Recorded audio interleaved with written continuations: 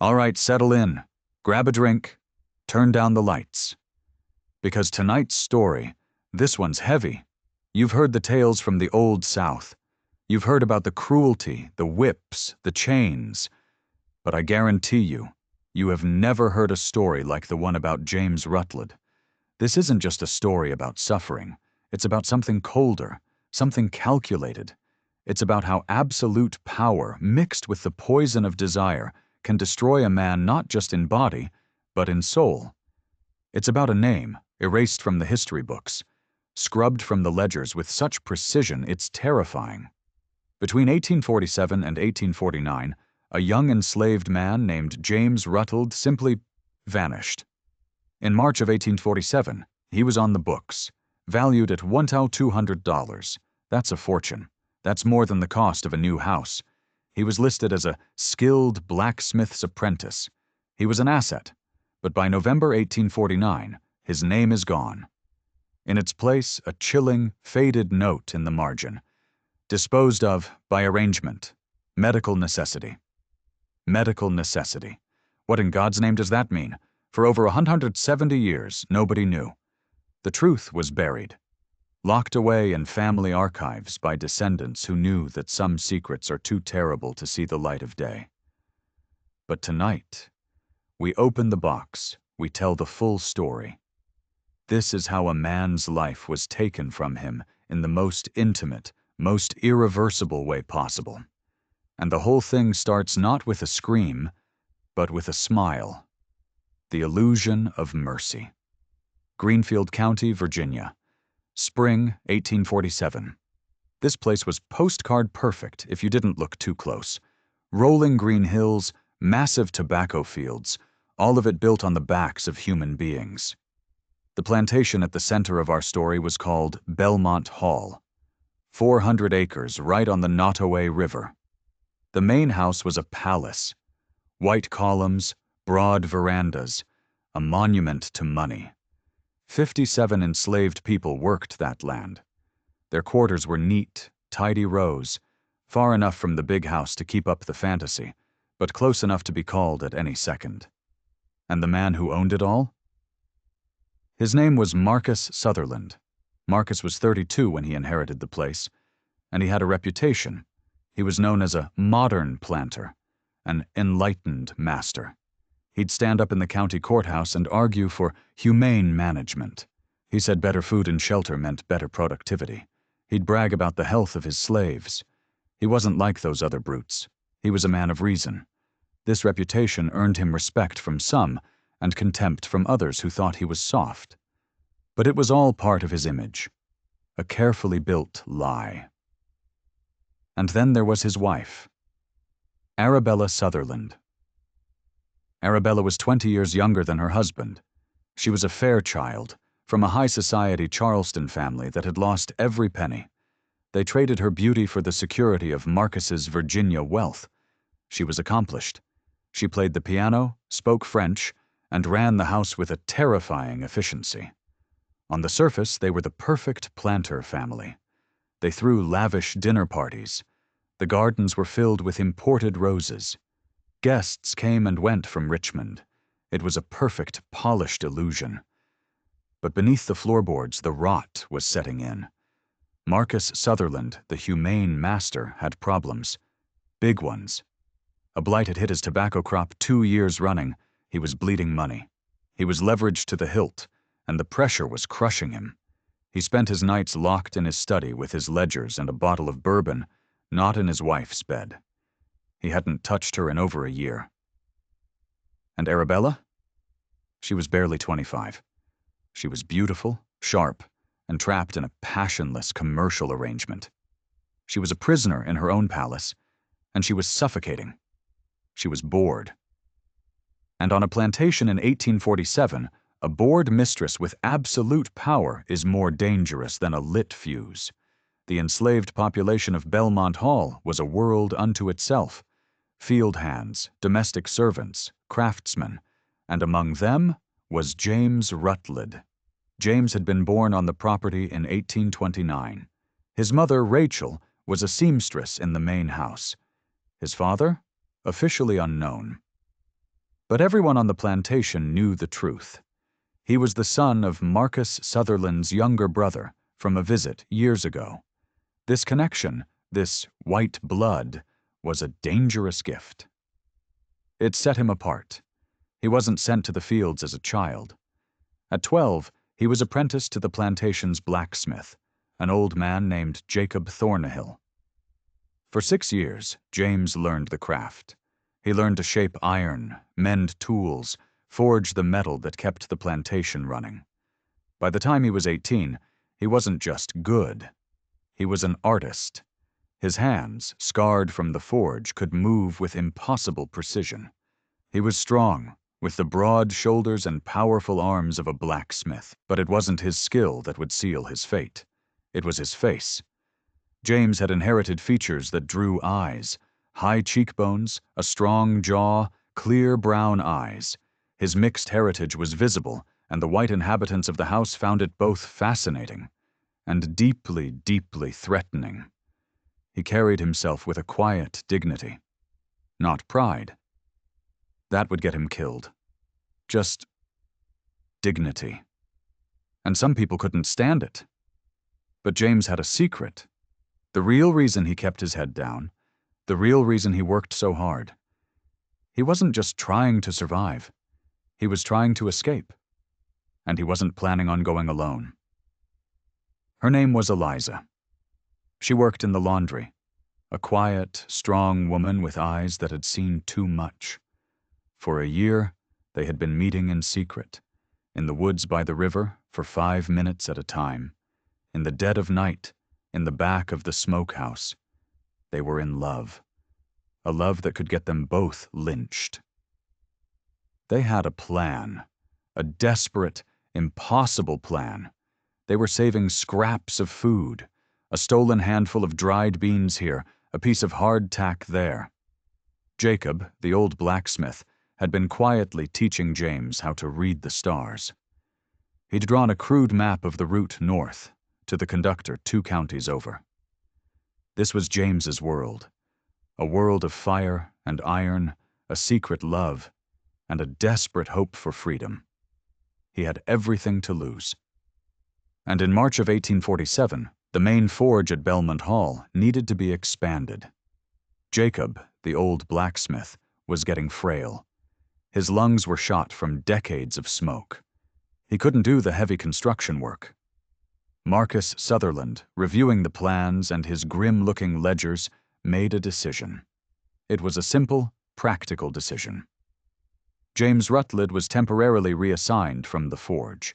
He was to assist with carpentry and metalwork repairs inside the main house. The job would take weeks. He would be fixing window frames, repairing door hinges, updating fixtures. He would be working, for the first time in his life, in close, daily proximity to the family. He was walking into the spider's web. Arabella Sutherland first noticed him on a Tuesday morning. She was in the front parlor, arranging flowers, when she saw movement outside the window. James was on a ladder, carefully prying loose an old window frame. His sleeves were rolled up. The muscles in his forearms tensed as he worked. He was focused, intense. She just watched him. She stood there, frozen, for maybe 30 seconds, long enough to feel her own pulse quicken.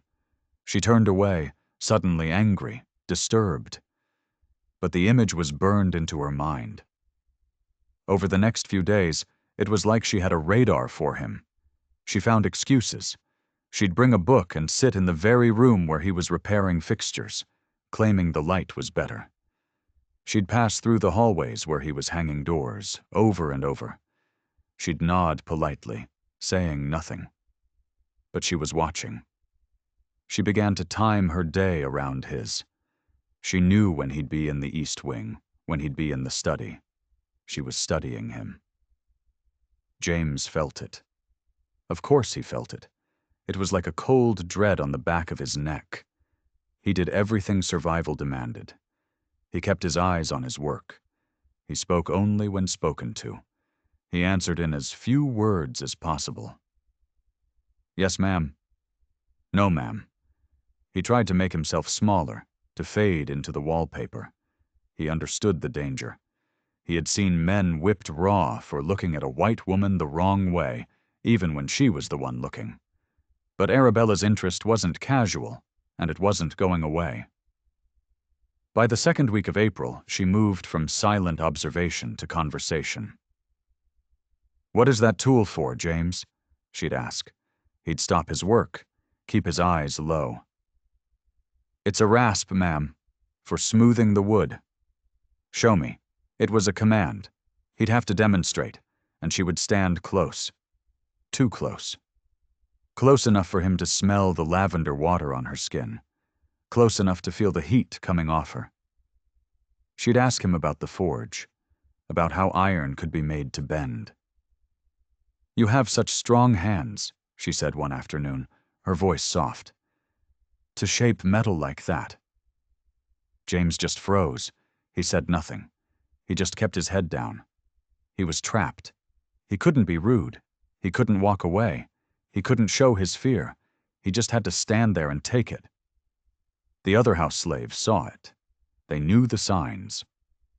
Sarah, the head housekeeper, a woman who had survived by seeing everything and saying nothing, pulled James aside one evening.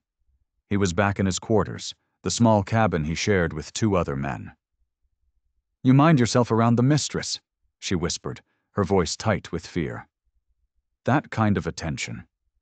It only brings one kind of trouble." "I'm just doing my work, Sarah," James said, his own voice shaky. "Your work don't require her standing that close," Sarah shot back. "It don't matter what you do. It only matters what she decides. If she decides she wants something, you can't say no. And if the master finds out, you're the one who pays. You get that job done, and you get back to the forge." Fast. He tried. He started working faster, almost frantically.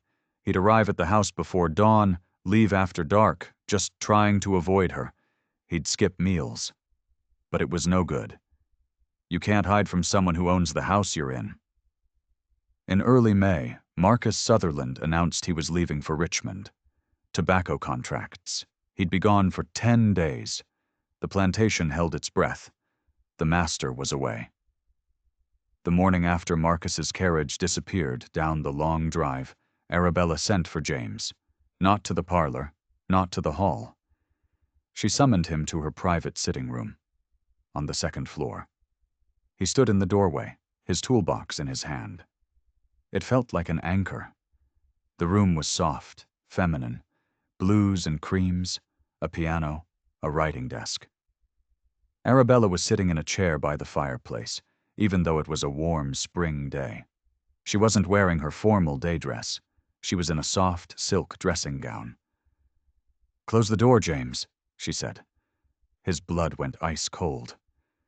"Miss Arabella," he whispered, "it wouldn't be proper." Her voice hardened. "I said, close the door." He did it. His hand was shaking so badly he could barely work the latch. The click of the lock sounded like a gunshot. He stayed by the door, gripping his tools like a shield. "Put those down," she said. Her voice had changed. It was low, breathy. "And come here."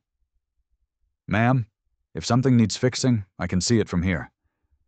"James, come. Here." He crossed the room. It felt like walking through wet cement. He stopped a few feet away from her. He kept his eyes glued to the floor. She stood up. She closed the distance between them. He could feel her. The warmth. The lavender scent. He was trembling. A visible, violent shake he couldn't control. Then, she reached out. She put her hand flat on his chest, right over his heart. He was wearing a rough-spun work shirt, but he could feel the heat of her palm like a brand. "You're very strong," she said, her voice a whisper. "I've watched you. You could lift the whole world, couldn't you?"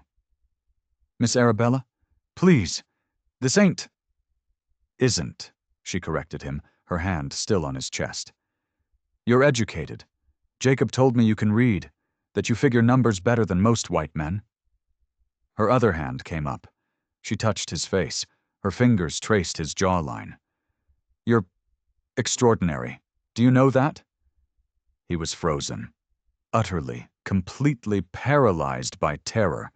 He understood the trap with perfect, sickening clarity. If he pushed her away, he had assaulted her. He'd be hanging from a tree by sundown. If he ran, he'd be hunted down. If he complied, he would be destroyed the moment Marcus found out. There was no escape. There was no right answer. "Please," he whispered. It was all he could say. "Don't do this." He finally looked up, and his eyes met hers. And for a second, the look in his, the sheer, desperate terror, it seemed to break the spell. Arabella's smile vanished. Her hands dropped. Her face, which had been soft and flushed, turned to stone. "Go," she said. Her voice was ice. "Get out." James didn't have to be told twice.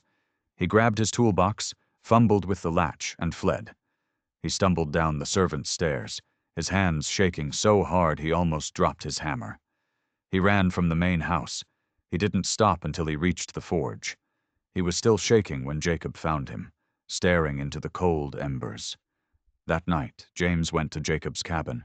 He told the old man everything, every word, every touch.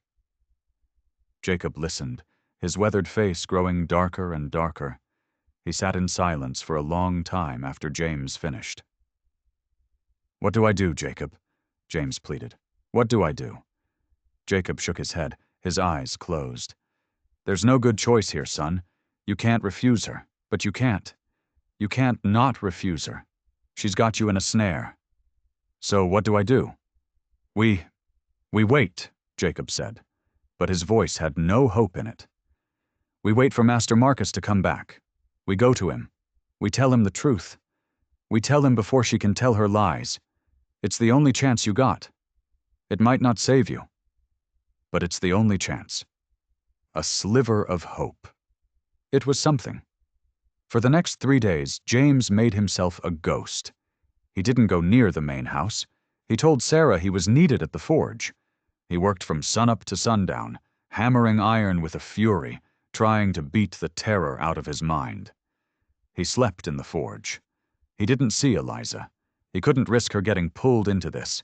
He just had to survive until Marcus came home. On the 4th day, a new, terrible complication.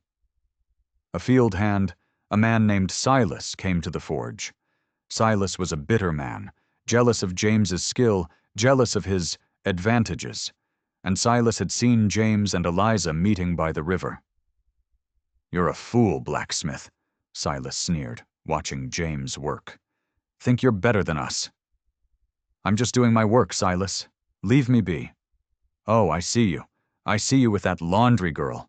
Think you're gonna run off with her? Think you're gonna have a little family?" Silas laughed, a mean, sharp sound. "And I see the other one, too." James stopped hammering. The forge was suddenly silent. "What? What are you talking about?" "I see the mistress," Silas whispered, his eyes glittering. "I see how she watches you. You're playing a dangerous game, boy, juggling 2 women, 1 white, 1 black. You're gonna get burned, and when you do, I'll be there to watch." James lunged at him, but Silas was already backing out, laughing. The walls were closing in. Silas knew. He knew about Eliza, and he'd seen Arabella.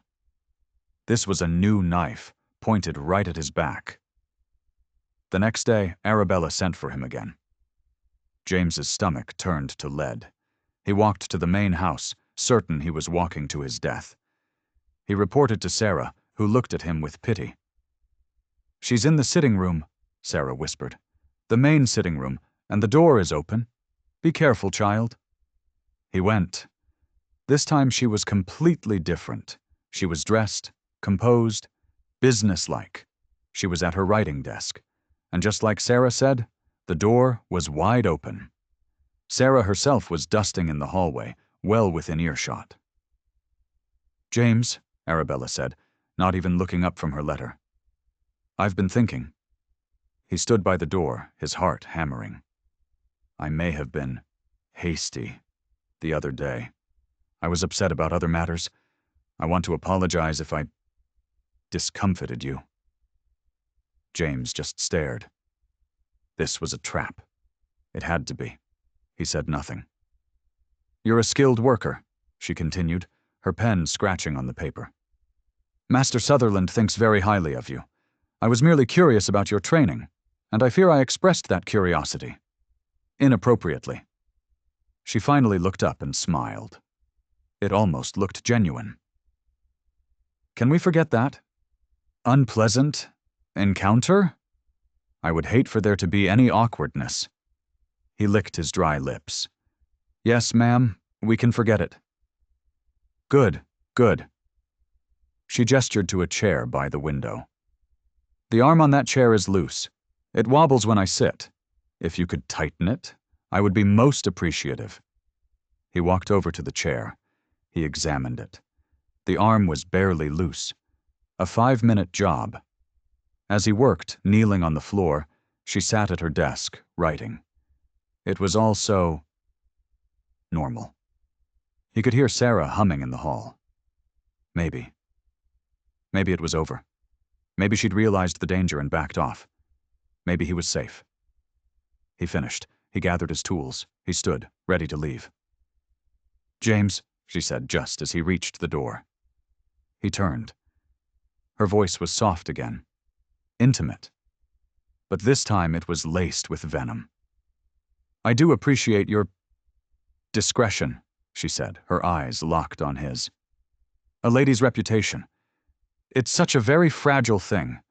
One misunderstood moment. One malicious rumor. And everything can be destroyed." She smiled again. "I'm so glad we understand each other." The blood drained from his face. It was a threat. She had taken his defense and turned it against him. He couldn't go to Marcus now. He couldn't tell Jacob. If he said anything about what happened in that room. She would be the victim. She would claim he had initiated it, that he had forced his way in, that he had spread malicious rumors. He had been outmaneuvered. He had been checkmated before he even knew they were playing. He just nodded. "Yes, ma'am." He walked out of that house, a dead man. When Marcus Sutherland returned from Richmond 2 days later, he was in a foul mood. The tobacco contracts had been a disaster. His creditors were calling in his loans.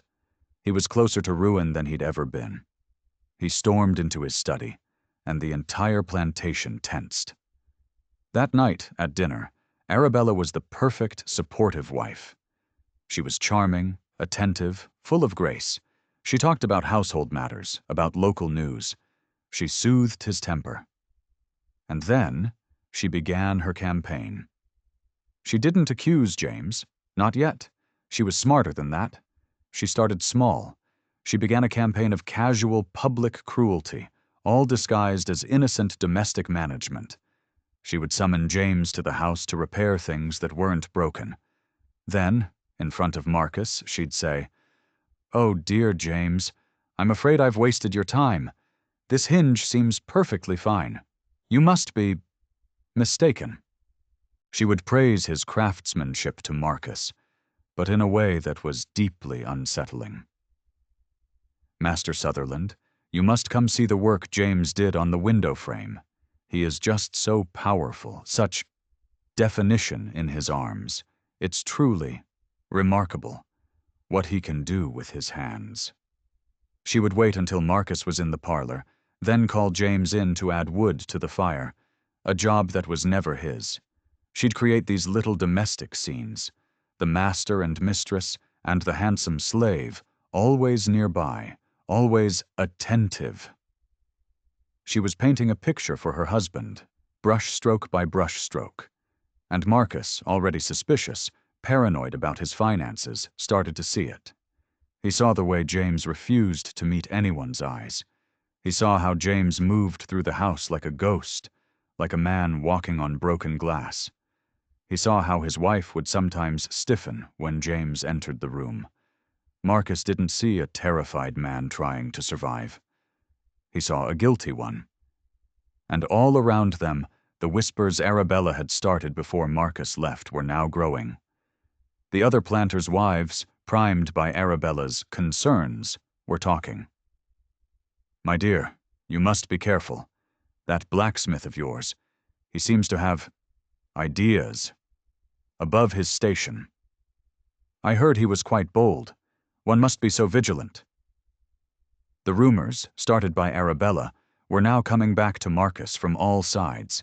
His wife's honor, his reputation, his property. It was all under attack. In mid-June, Arabella sprang the final part of her trap. It was a hot, humid Tuesday, a dinner party. The Hendersons were there, Arabella's biggest social rivals. The room was suffocating. Marcus was drinking heavily, his mood black. Arabella was radiant. She was the perfect hostess. During dessert, she accidentally dropped her lace glove. It fell to the floor near the fireplace. "Oh, clumsy me," she sighed, putting a hand to her chest. Before anyone else could move, she locked eyes with James, who was standing by the wall, waiting to serve coffee. "James," she said, her voice carrying across the silent room, "would you be so kind?" Every eye went to him. This was a test, a public humiliation. He couldn't refuse. He walked forward, he bent down. He picked up the delicate lace glove, his calloused, scarred blacksmith's hand holding her fragile white glove. He held it out to her. She didn't take it right away. She let him stand there, bent, offering. Then she smiled, a slow, triumphant smile. She took the glove from him, and as she did, her fingers brushed his, deliberately. "Thank you, James," she said, her voice dripping with sweetness. "You are just so attentive." Mrs. Henderson's eyes went wide. Two of the men at the table exchanged a look. And Marcus Sutherland. His face went pale. He had just watched, in front of his peers, what looked like a moment of sickening public intimacy between his wife and his slave. Arabella had just signed James Rutledge's death warrant. The party ended in a strained, cold silence. After the guests left, Marcus went straight to his study. He didn't summon Arabella. He just sat. He sat there, in the dark, with his bourbon. Until 2 a.m. And that's when Silas made his move. The overseer, a man named Hicks, found Silas waiting outside the main house. Silas, seeing his chance, fed the fire. He told Hicks he was worried about James. "He's not right, sir," Silas said, his voice full of fake concern. "He's been puffed up. Thinks he's special. I'm worried for the mistress's safety." "What have you seen?" Hicks demanded. "I've seen him looking at her, when he thinks no one's watching, and that's not all." "Spit it out, boy." "He's been meeting with that laundry girl, Eliza, in secret. They're together. I think they're planning to run. He's a flight risk, Mr. Hicks. A bad influence." This was the final piece. Hicks went straight to Marcus's study. He told the planter everything. It all clicked into place for Marcus. It was a conspiracy.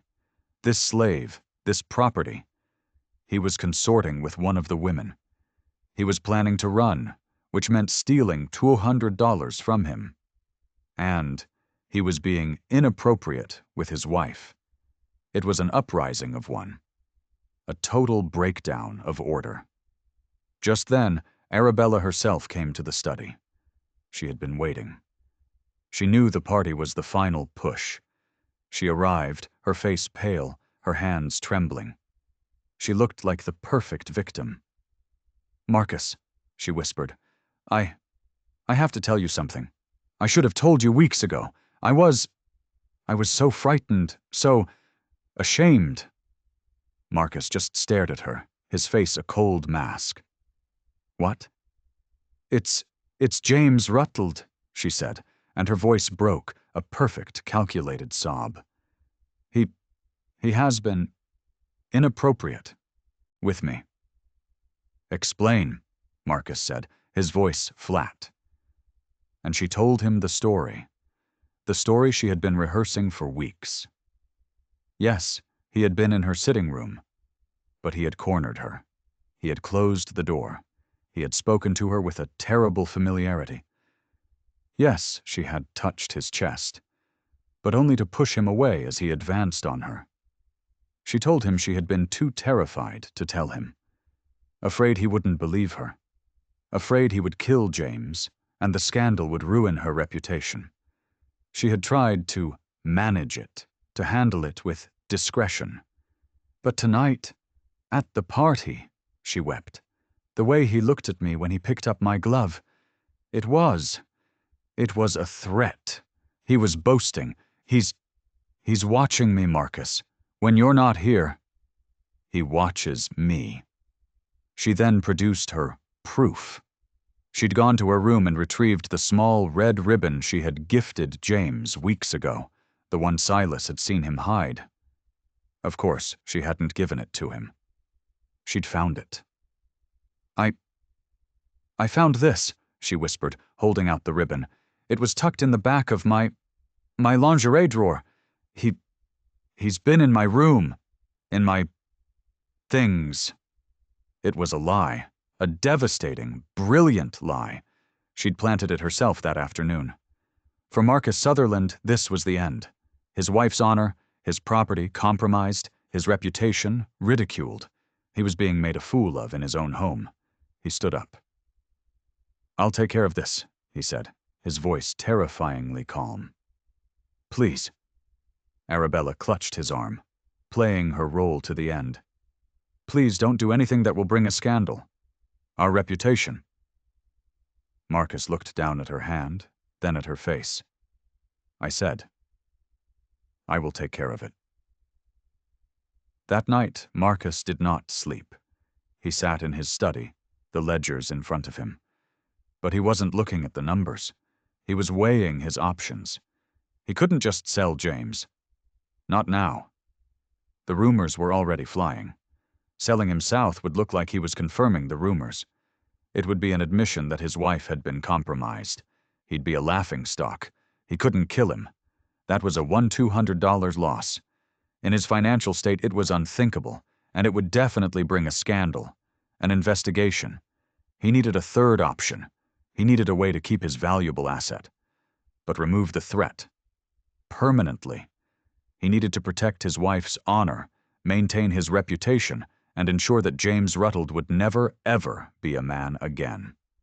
And as the sun came up, he remembered a conversation he'd had with a physician from Richmond, a man who specialized in difficult cases. He found the man's name in his desk, Dr. Cornelius Ashby. He penned a letter. He was arranging a corrective procedure, a medical necessity. He was going to solve his problem with a scalpel.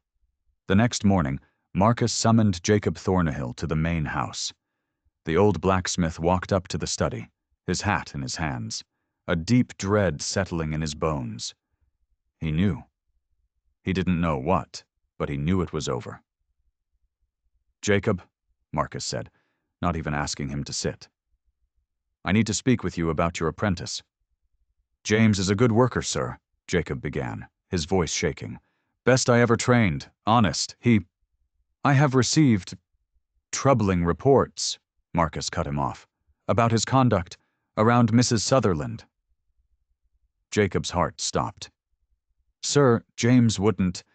He'd never—" "Are you calling my wife a liar, Jacob?" The question hung in the air like an axe. Jacob understood. There was no defense. Nothing he could say would matter. He had just been asked to choose between James's life and his own. "No, sir," he whispered, his eyes on the floor. "I ain't saying that." "Good." Marcus turned to the window, looking out at his land. "He has been a disturbance. He's a flight risk. He has appetites that are a threat to the proper order of this plantation." Marcus let the silence stretch. "I could sell him south," he said, almost to himself. "That's what most men would do. Send him to the sugar fields. But I've spent a great deal of money training him. He's a valuable asset. I can't just throw that away." Jacob just waited. "But I have a responsibility," Marcus continued. "A responsibility to my family and, in a way, to him. To save him from his own wickedness. I've been consulting with a medical man, Dr. Cornelius Ashby from Richmond." Marcus turned back to Jacob, his eyes cold and clear. "There is a procedure. It's corrective. It removes the urges that lead men into sin. It removes the physicality of the temptation." Jacob felt the blood drain from his face. He knew exactly what Marcus was saying. Castration. "Master Marcus." "No," Jacob whispered, tears welling in his eyes. "Please, sir, don't do that to that boy. He's a good boy. He ain't done." "My decision is final," Marcus snapped. "Dr. Ashby will be here next week. He assures me the procedure is safe, that James will recover.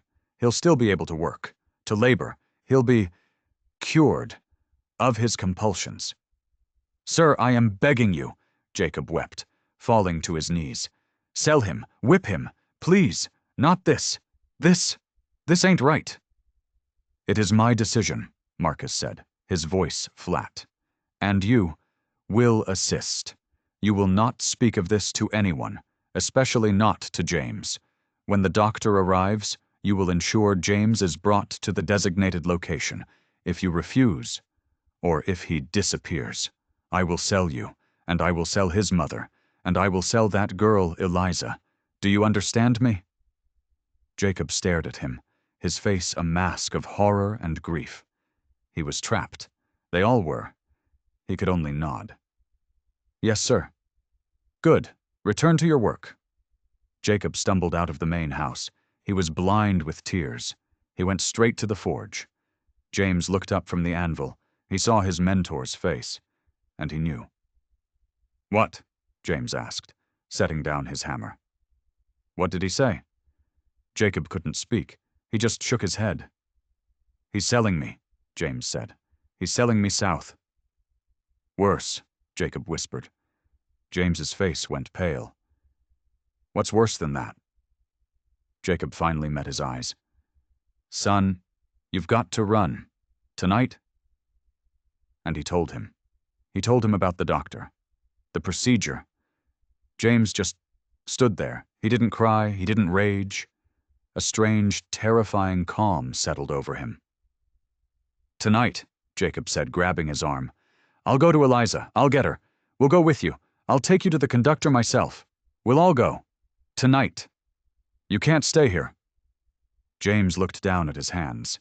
Then he looked at the old man who had been like a father to him. "You can't," James said, his voice hollow. "If we all run, he'll hunt us. And if he catches us—" "If you stay, you're already dead," Jacob pleaded. "And Eliza?" "I'll get her. We meet at the river at midnight, by the old cypress." James finally nodded. "Once. Midnight." The rest of the day was a blur of terror. James kept working. He hammered and shaped, his mind racing. He was on autopilot. He saw Silas watching him from the trees, a smug look on his face. Silas knew something had happened. Night fell.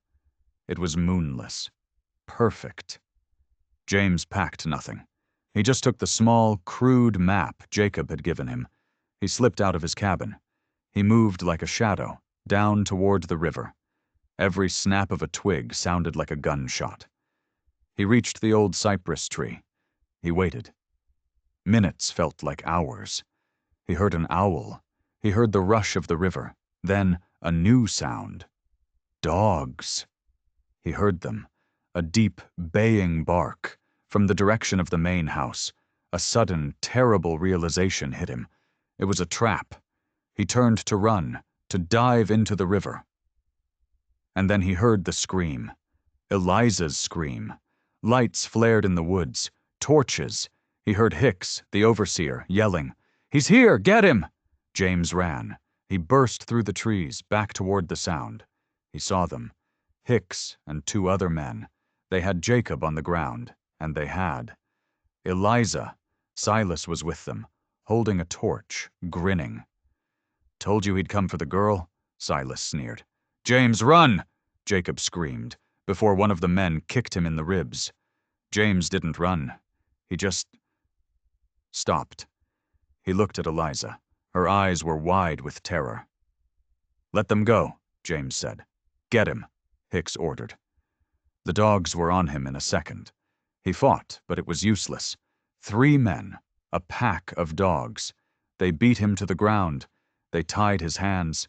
They dragged him, and Jacob and Eliza, back to the main house. They were thrown into the plantation jail, a small, windowless brick shed used for punishment.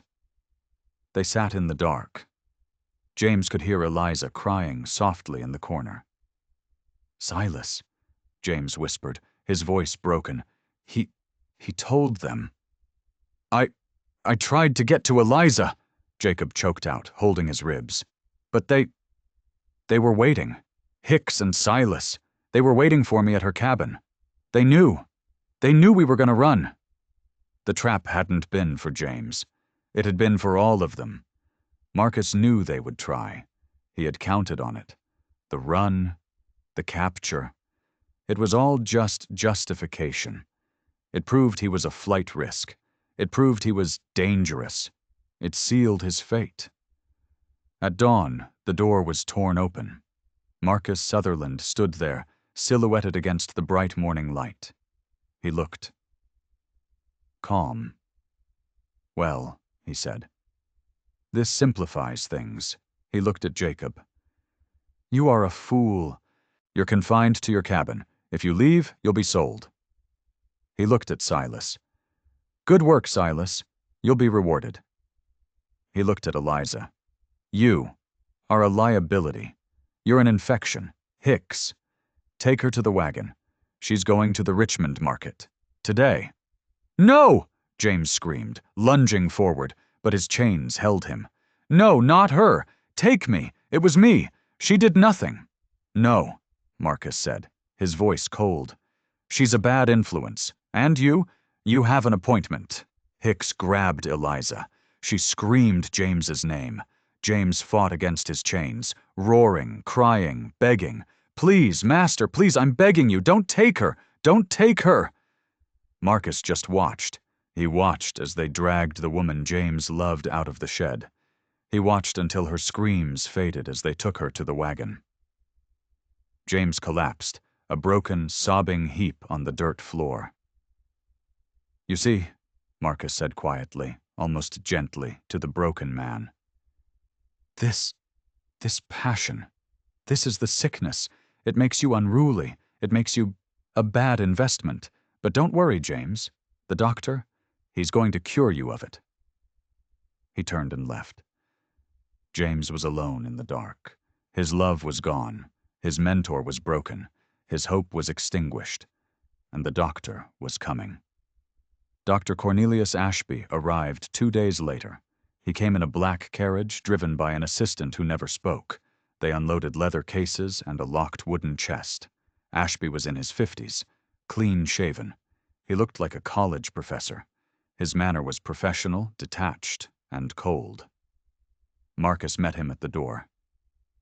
"Everything is prepared," Marcus said. They had chosen a room, a sick room on the 2nd floor, far from the family's quarters. It had been scrubbed clean. A sturdy table was in the center. Buckets of water stood ready. "The subject is healthy?" Ashby asked, laying out his instruments. Knives, scalpels, saws, clamps, all gleaming. "Young, strong," Marcus confirmed. Good. Recovery will be faster." Ashby tested the edge of a scalpel on his thumb. "I'll need assistance. Holding him. The pain is considerable. My overseer, Mr. Hicks, and 2 others will assist. And have you informed the subject of the nature of the procedure?" Marcus hesitated. "He knows he's being punished. I thought the specifics. might cause unnecessary resistance. Ashby shrugged. Your property, your decision. Shall we proceed? Now, Marcus said. I'd like it done. At 2 p.m., they came for James, Hicks and the 2 field hands. They dragged him from the shed. He didn't fight. He was empty. He walked like a man already dead. They took him up the servants' stairs to the second-floor room. Dr. Ashby was there, washing his hands. Marcus Sutherland stood by the window, his back to the room. James, Marcus said, his voice formal. You have been a source of great disruption. You have threatened the stability of this plantation. You have transgressed. James said nothing. He just stared at the table. Dr. Ashby, Marcus continued, is here to perform a surgical procedure. It will remove your ability to act on these improper desires. You will be freed from the urges that have led you astray. You will still be a valuable worker, but you will be managed. Still, James said nothing. Do you understand? Marcus demanded, turning. James finally looked up. He looked at his master, and for a long, terrible second, the emptiness in his eyes, the sheer bottomless void of his despair, it made Marcus look away. Yes, sir, James whispered. Do you have anything to say? James looked at the table, the instruments, the men there to hold him down. He thought of Eliza. He thought of Jacob. No, sir, he said. Then, Marcus said, turning back to the window, let's proceed. What happened in that room? It was not an act of passion. It was not a fit of rage. It was cold. It was methodical. It was agricultural. Hicks and the 2 other men seized James. They stripped him naked. They forced him onto the table, strapping his legs and arms to the wood. James didn't fight. He just let them. Bite this, Dr. Ashby said, pushing a thick leather strap into James's mouth. James bit down.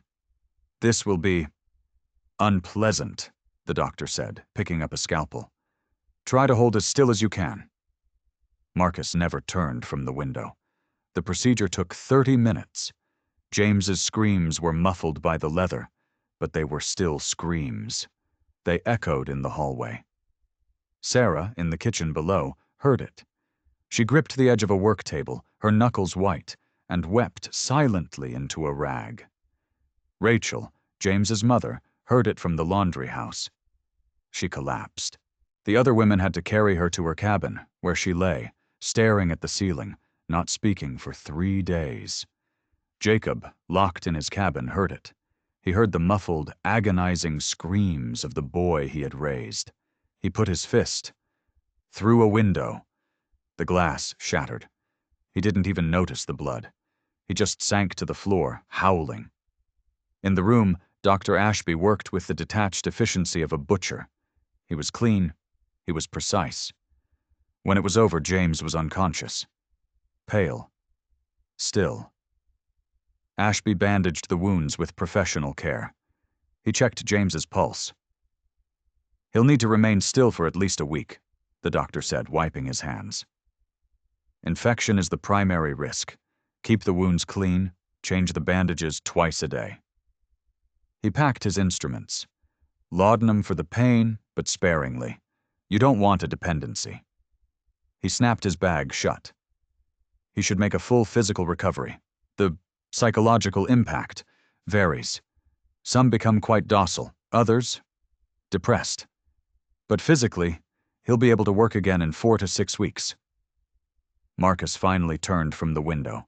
He handed Dr. Ashby a thick envelope of cash, plus a bonus for his discretion. The doctor nodded.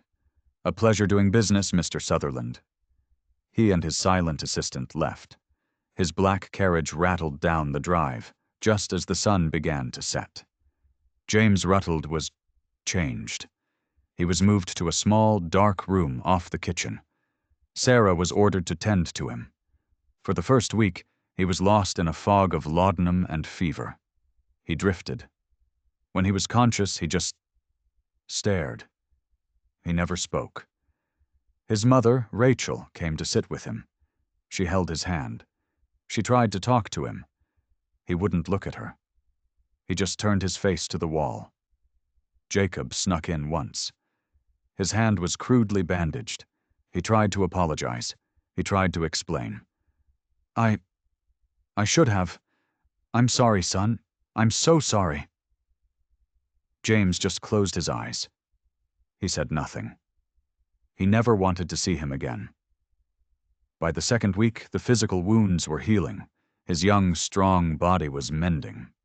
But James, the man, was gone. He was. Docile. Just as the doctor predicted. He was an empty shell. He did what he was told. He ate what he was given. He stared at the wall. By the end of August, he was recovered. He was physically able to walk, to move. But Marcus Sutherland had a new problem. He couldn't look at James, the sight of him. This thing that he had created. It was a constant reminder. And Arabella. She was terrified of him. She wouldn't even stay in the same room. The trophy of her victory was now a specter haunting her own home. James was useless as a house slave. And Marcus couldn't, in good conscience, send him back to the forge. Not with Jacob, not with the other men. He was a $1,200 asset that was now a ghost. And then Marcus had his final, enlightened idea, the plantation records, the ones from 1849. The faded note. Disposed of by arrangement, medical necessity. For years, historians thought disposed of meant he'd been sold, or killed and buried in an unmarked grave. The truth was worse.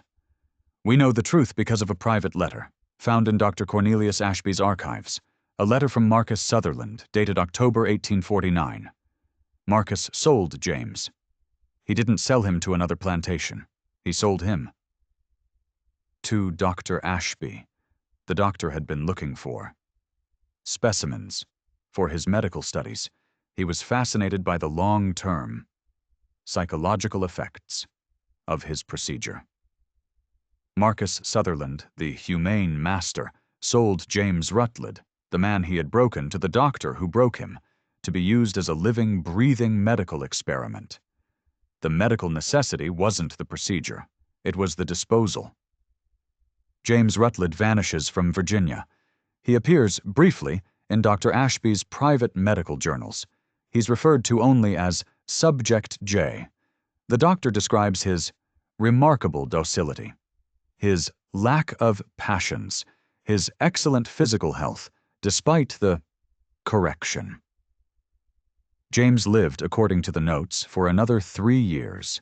He lived in a room in the back of Dr. Ashby's Richmond clinic, a medical curiosity. The last entry, dated 1852, reads simply, Subject J expired this morning. Cause unknown. A general melancholy. He died of a broken heart. He died because his soul had been carved out of him long before his body gave up. Arabella? She got bored again. She eventually left Marcus and moved back to Charleston. Marcus Sutherland? His plantation finally failed. He lost everything in 1855. He died a broke, bitter man, and the story of James Rutledge was erased.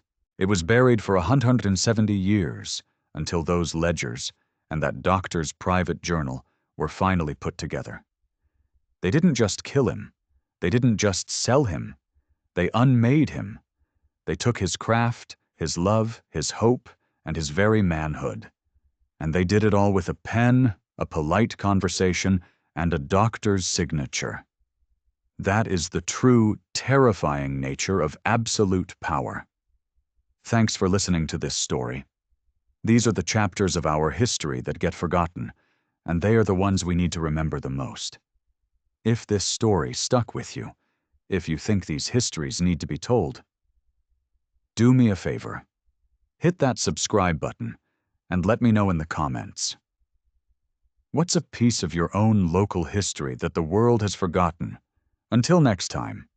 Stay safe out there.